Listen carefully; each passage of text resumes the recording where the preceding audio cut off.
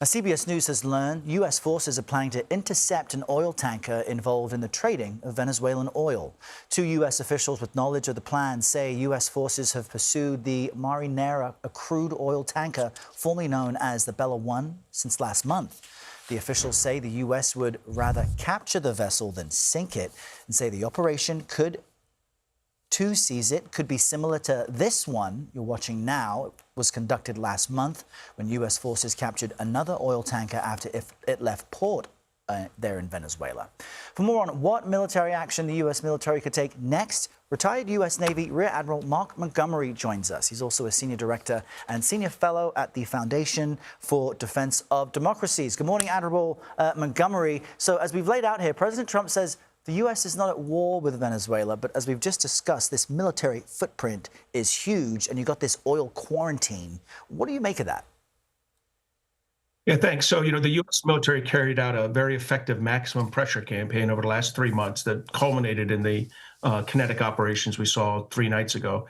And I think now we're at that point where if we're going to, judging by what the president wants, which is to constrain Venezuela's ability to deliver crude oil that isn't determined by the United States, what you're going to continue to see is a quarantine or embargo of shadow fleet oilers carrying Venezuelan oil out to other countries. We've already seized 3 of these vessels. There's a 4th one we've been chasing that you noted that we're about to board. And I think this is just a strong signal, like, don't get underway.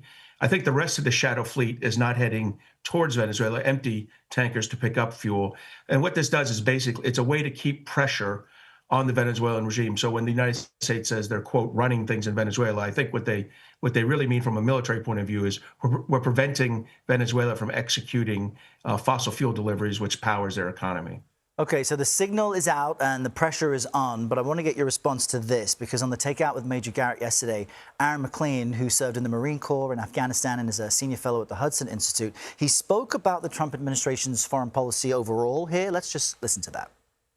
One thing that I think we need to keep in mind with this president is he does not seem to feel restricted in any way to the Western Hemisphere. He has already intervened militarily in Iran, not to speak of other places. So for the extent to which he wants to reassert himself here in our hemisphere and draw a line for countries like China, for Russia, which, by the way, provided most of the air defense systems that manifestly did not work very well. Do you agree with that assessment? And if so, might the White House, might President Trump seek further interventionist action elsewhere? I think he might. I think he's probably fixated more on the Western Hemisphere right now. So, he's mentioned Colombia. He's mentioned Mexico. I think these are threats to try to, as part of a maximum pressure campaign on those countries, to get them to give concessions on either, in some cases, in support for drug cartels or failure to deal with drug cartels.